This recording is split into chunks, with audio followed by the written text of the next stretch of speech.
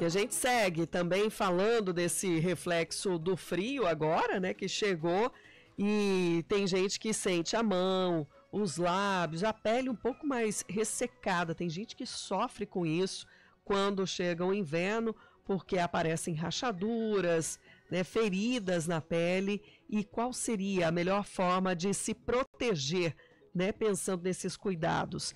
Quem vai responder para a gente é a dermatologista Débora Camposan, que já está em contato com a gente. Seja bem-vinda, Débora. Eu é que agradeço o convite, muito obrigada, muito bom estar aqui.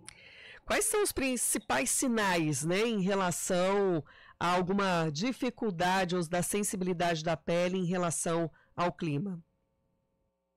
Esse inverno é uma encrenca para a pele, até porque o brasileiro está acostumado com o calor, né? Então ele sabe mais lidar com esse calor. No frio a gente acaba usando menos hidratantes e ressecando mais essa pele. Então eu costumo dividir em dois elementos. Isso é claro para todo mundo que a gente precisa hidratar essa pele, né, e evitar ressecamento. Para hidratar, usar os cremes hidratantes mesmo, evitar os hidratantes em óleo. Os óleos, eles fazem uma camada sobre a pele. Essa camada não necessariamente não é ruim, ela realmente diminui a perda da oleosidade natural, mas os cremes em si, eles conseguem penetrar e induzir hidratação para essa pele.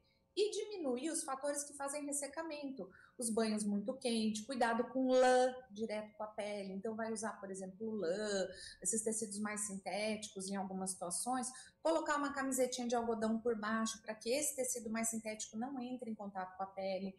Porque a gente está falando aqui de ressecamento, mas na verdade o inverno pode precipitar até algumas patologias, né? Ele acaba piorando dermatite seborreica, rosácea. Aqui na dermatologia a gente tem aí uma gama de coisas. Urticária, por exemplo, existem pacientes que têm alergia ao frio. Então, Nossa. o simples fato de estar... É uma judieira, porque o simples fato de estar em contato com o vento congelado, ele empola, pode fazer placas no corpo, uma coceira que incomoda bastante. E o tratamento, além dos antialérgicos, que podem ser orais, inclusive, também passa por esse cuidado com a hidratação. Você falou, né, assim, que as pessoas não usam tanto hidratante no inverno, porque é aquilo, né? Você quer se cobrir mais rapidamente, né? Toma aquele banho quentão, né? Já sai correndo para pôr a roupa. Então tem isso, vai muito do comportamento mesmo. Seja do banho muito quente, deve ser evitado? Deve ser evitado super. Banho quente é ruim muito para a pele, tá? Mas aqui no inverno, nem tô aqui para pedir para tomar banho gelado, ninguém vai ter coragem disso. Mas a ideia é o banho menos quente possível e ter um macete. A gente pode deixar esse hidratante próximo do box, porque dentro do box você fica com o ambiente um pouco mais controlado do frio. Terminou o banho? Fecha lá, seca e já aplica o hidratante por cima dentro do box antes de pegar o ventinho que está lá fora no banheiro. E existem alguns hidratantes que eles podem ser passados inclusive com a pele úmida. Então, para os pacientes que efetivamente assim têm muito essa resistência, fecha a torneira, passa o hidratante com a pele úmida ainda antes de secar, se seca e sai. Não seriam os olhos, doutora? Não seriam os olhos? Que não seriam os olhos. Existem cremes hidratantes, a gente chama de cremes in shower, existem alguns prontos, no consultório a gente manipula bastante, que podem ser usados, eles absorvem inclusive melhor com essa pele úmida. E aí fica na pele mesmo, né? Não vai ficar lá na toalha ou na roupa. Não é pra pele mesmo, faz um filme, pega na pele mesmo, é muito legal. Sabe uma coisa legal? A gente está falando de pele, mas nós precisamos lembrar que outras coisas também ressecam. Por exemplo, o cabelo. O cabelo resseca muito no inverno, ele faz frizz, as pontas ficam mais duplas. Tem gente que me comenta até que está aumentando um pouco a queda do cabelo, talvez por conta desse tipo de agressão mesmo.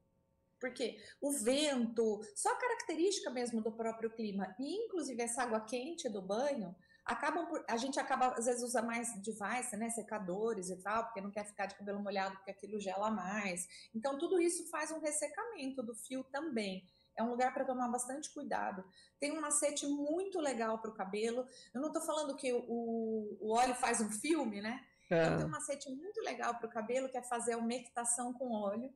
Então, com o cabelo seco, antes de entrar no banho, passar o olhinho do meio dele para a ponta, deixa esse olhinho agir um pouquinho, Pode ser até overnight, passar num dia e lavar para deixar para lavar no dia seguinte. E aí o grande macete desse óleo é, na hora de lavar, que for entrar no banho, antes de entrar no banho ainda, passar um condicionador ou uma máscara. Essa hidratação da máscara e do condicionador ajuda a gente a remover o óleo sem você precisar ficar esfregando muito e passando shampoo muito adstringente. E aí entra no banho, molha, lava, hidrata um pouquinho a ponta e já sai. Com isso você faz um filme no fio, melhorando a qualidade da umectação dele, diminuindo o ressecamento e facilitando a resistência dele ao vento, a chuva, o dia que tá chuva, né, o cabelo acorda, fica aquele frizz, isso diminui tudo isso. Doutora, você falou, né, da gente ter essa atenção com as diferentes partes do nosso corpo, né? Tem hidratantes que citam lá que é para corpo, rosto, para os pés.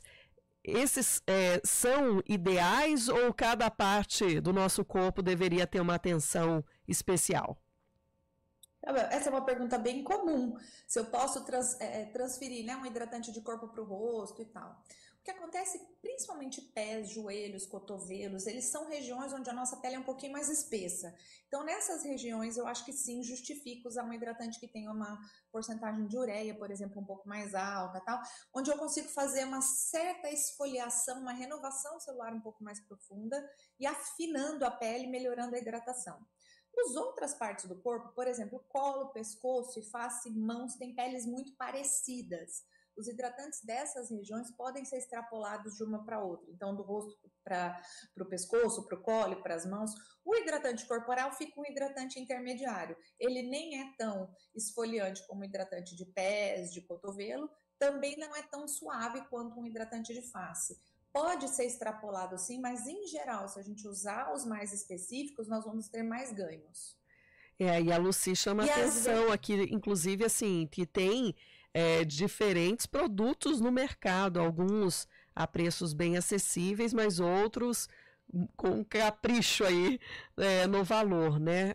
Qual seria a indicação, né, na prateleira ali para escolha? De uma maneira muito simples, assim, bem simplista, eu vou dar uma dica. Os hidratantes à base de ureia são hidratantes extremamente antigos e poderosos, costumam ter um preço bastante acessível e são muito interessantes para corpo. A própria ureia pode ser usada nos pés, por exemplo, mas ela tem concentrações diferentes nesse mesmo creme. Então, a ureia é uma coisa interessante para a gente buscar. Outro hidratante interessante que nós temos usado muito para face, colo, mãos e tal, ele já tem uma pegadinha inclusive de anti-rugas, que são os que contêm ácido hialurônico.